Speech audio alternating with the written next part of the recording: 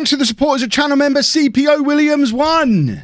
So to summarise yesterday's transfer special for those of you who missed it, we were given £20 million to spend, so Mike proceeded to sell 2 more regular first team players, making that 4 that have departed in the last year now. He didn't sign anyone to replace them.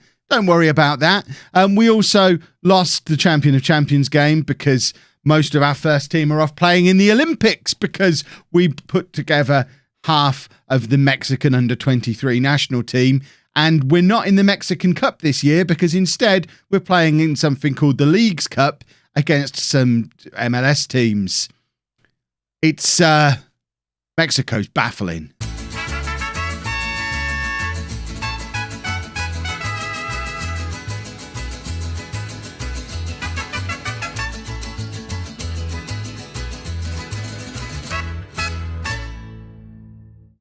Hello and welcome to part 14 of El Director Deportivo. I'm Kevin. Coming up on today's episode, we have our first league game of the season against Monterrey, and we are away against Philadelphia in the Leagues Cup. My players are all still off at the Olympics, though, so our team for the Monterrey game is... it's not ideal. As you can see, lots of people away, unregistered, ineligibles. So this is our best team, based on who's here. Oh, God. So, Rodriguez in goal. When was the last time you saw that happen? Back four of Ponce, Brezeño, Meyer and Cortez. That's not a bad back four. Cortez, I'm trying to remind myself who he is. He was one of the ones who was out on loan last year. He did come from our youth system, though, but this is going to be his debut, Diego Cortez at right back. Some fella called Flores at the base of the midfield, who's been here forever, presumably. Yeah, he's another one. Came through our youth system, been here forever. He's 25, making his debut, though, because why wouldn't he be making his debut at 25 years old? And then in midfield, we've got Villalpando, we just need to sort out this. How do we normally have these arranged so he can do that? Villalpando, Macias making his league debut. New Macias, not the one we sold before. In fact, it's not his league debut. He played a few games there before he just went out on loan forever. Another one who's been out on loan forever. And then Angulo and Antuna supporting Zalvidar up front, who's 26 and has been here forever, but has been out on loan for the last few years. He was playing for Puebla last year, so he's almost certainly really good at football. And we've got to play Monterrey, who are the second best team in Mexico based on last year. Although, to be honest, they're ahead of us on the favourites list, and I can understand why. Our team's been decimated by 4 first-teamers being sold out from under me, none of which have been replaced. What's left, half of them aren't here. I don't even know how long the Olympics runs for. It's only a couple of weeks, isn't it? But they weren't available for the Champion of Champions game. They're not available today. Are they going to be able to come on our Philadelphia adventure with us? We're off to get some cheese and some cheese steaks, and they love cheese there, don't they? That's all I really know about Philadelphia. That and the fact that's where the Fresh Prince of Bel-Air is from. Just trying to think of a costume. What can I wear? I need to dress as a cheese. We're not winning yet, which isn't great. Although we do seem to be having the better of the chances. Monterrey only with the 1 shot so far in this first half. We're edging possession as well, but we're so far down to bare bones that we're not really doing anything with it. And I can certainly understand how if this is what Mexico is like year on year, that's why you don't have a team dominating the country the way you do in most other countries that I've managed in. If you have a look through the past winners of the Liga MX, it does rotate between 7 or 8 different teams, seemingly taking it in turns. It was so unusual for us to do back-to-back titles last year because it normally mixes things up so much. And the chance of us doing 3 in a row and winning the Apertura this year, I mean, it's close to 0 based on past form. I don't know that anyone's ever done it before. We'll have a look at the past winners in a moment, but I'm fairly confident if we were to pull it off, it would make me the greatest manager in the history of Mexican football. Here is Zaldivar, who, we remember him. He's great because is that what we've got as a striker this year? I need Vega back, but he's off at the Olympics with Lainez and with everyone who's any good. Oh, I thought we were going to get an own goal. I don't care how it happens as long as we put the ball in the back of the net. Of course, we have got a couple of players on loan from Monterrey as well, so that's why the likes of Montez are not in the team, although to be fair, Montez might also be off at the Olympics. And there is a goal for Monterrey. At this point, I'd like to say it was coming. They've been the better team. I don't want to look at it because it hasn't been coming. That was their second shot of the match. It wasn't coming. The only thing that we knew is that we weren't very good going forward, but neither were they because they haven't even been trying. At least we've been trying. We've got nothing on this bench to come on. Puente is going to come on up front, the youngster. Antuna, who really should be stepping up in a game like this, has also been pathetic. Who is Edson Torres? He's 22. He's another one who was out on loan last year. So many players out on loan last year. So they're players. This is why I think the AI/Mike thinks we don't need any new players, because we had so many players who are theoretically not a million miles away from first team quality, who were out on loan last year, who haven't gone out on loan again this year because he hasn't sent them. And it's kind of bloated out our first team squad to 35 people. So I guess the AI is rightly thinking, you don't need players. You got more players than you had last year. The only problem is, they're nowhere near as good. We need to get rid of them. Can we have a goal, please? Angulo on the left-hand side. Cross comes into Puente and it goes just over. Come on, boys. Let's demand more. Let's do something. Do a football. We're off to America soon. It's going to be fun. We're going to have cheese and steaks. And those two things combined. Oh. Last chance. Angulo plays it out to Ponce on the overlap. Ponce playing it in field to Flores, who's injured. Filippondo, he was our best player last year. He's so important to the way we play. And that goal is, it's an important one because hopefully it means we're going to avoid defeat on this opening day of the season against our nearest rivals. So even when down to bare bones and with players in the team who shouldn't be anywhere near the bench, we might have avoided defeat against the team that you'd expect to win the league this year, or I would expect them to win the league based on what I saw of them last year.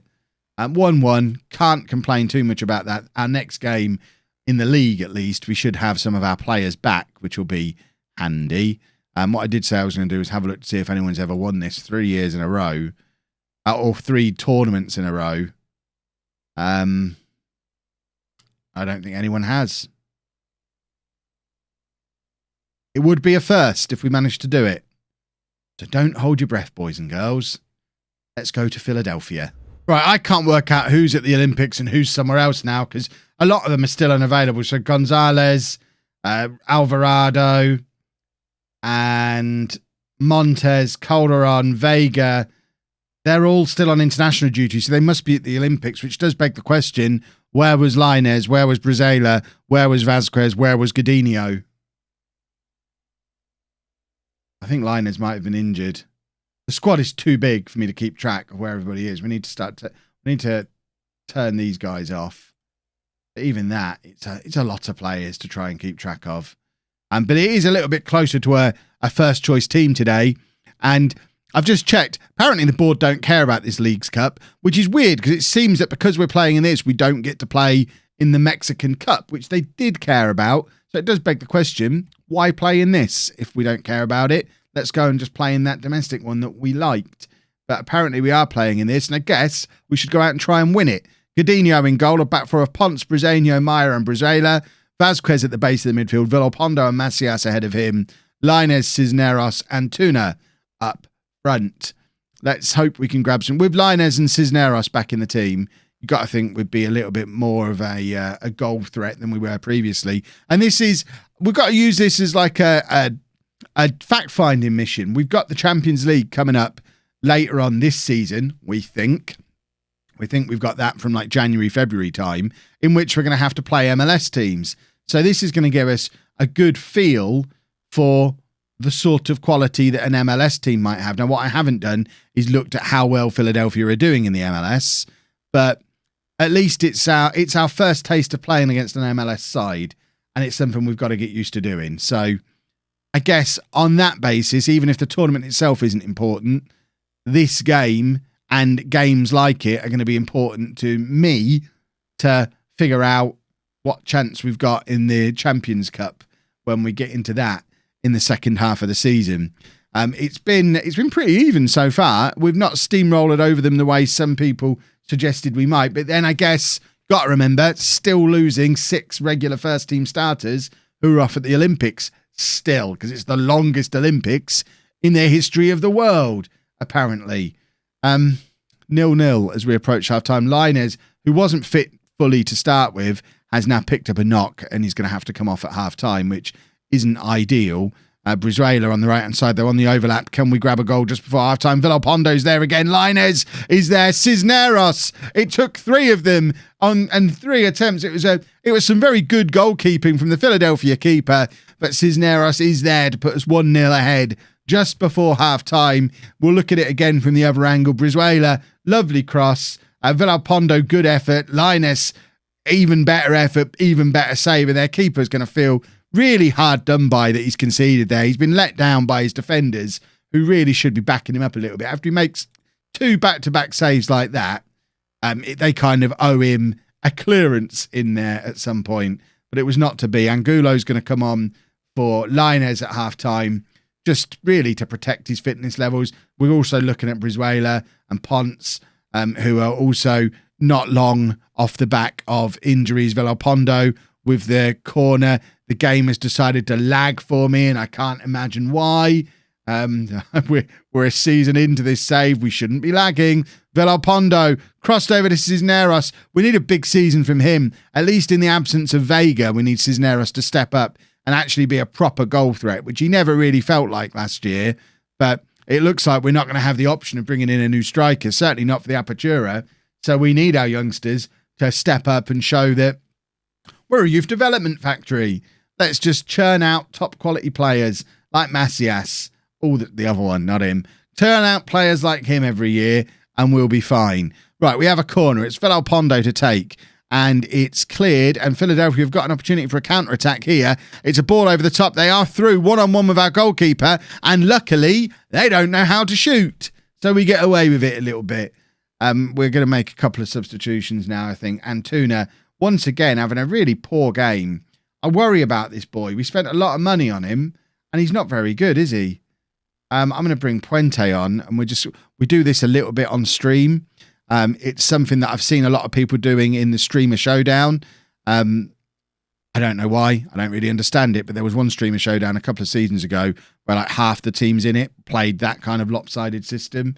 It didn't work for him. I was still winning, but it's nice to know it's there as an option when we run out of wingers like we have today. So there you go, a Streamer Showdown system. If you want more Streamer Showdown, you want to be following me on Twitch. I stream 4 nights a week, Mondays, Wednesdays, Thursdays, Sundays. Link is in the description below. Streamer Showdown Season 7, presumably coming soon. I don't have the dates for it yet. I don't get to... Dr. Ben needs to provide me with those things. I don't get to make the decisions. He'll no doubt let me know at some point if I'm playing. Got to become Kevy 5 times. Right, what's going on in this game? Philadelphia are not very good. I said I wanted to come here on a fact-finding mission. That's the facts that I found, and we'll look Philadelphia up after this match. Puente with a lovely little finish. That is a tidy finish from him. Maybe he's moving up the pecking order. I tell you what, he looks massive. How tall is Luis Puente? We'll have a look at him in a second, but he looks like an absolute giant stood next to whoever that was he was celebrating with. If he's a finisher like that and a giant, we might have... He's only 6'2", 17, 5-star potential. Maybe he's our boy. Because that was a solid finish. I think that might move him above Cisneros in the pecking order, as far as I'm concerned. Because he just looked confident. And that might be because of the opposition. But it might be that he's just the next real top young talent to come through the Chivas youth development system. Puente now playing it forward to Cisneros, who's got absolutely no one up supporting him. He's got to try it on his own, and he does quite well, to be honest. He's not really the kind of player who's going to hold the ball up in that kind of situation, but did get a decent shot off. On another day, it flies into the top corner. There you go. We have beaten Philadelphia.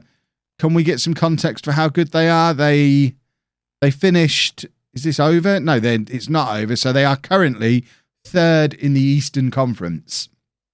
So they're one of the better MLS teams, and they looked very, very ordinary. We've got to be feeling good looking ahead at this Champions League that we're going to have later on in this season. Right, I don't know if I'm going to show you any more Leagues Cup, Probably not the quarterfinal. Maybe if we get deep in it, I will. We'll probably check in about halfway through the Apertura just to see how we're getting on once our players are back from the Olympics. And then, fingers crossed, playoff time again as we look to make it 3 in a row. If you've enjoyed that, please make sure you leave a nice big thumbs up on there for me. Subscribe to the channel for daily Football Manager videos. And thank you very much for watching.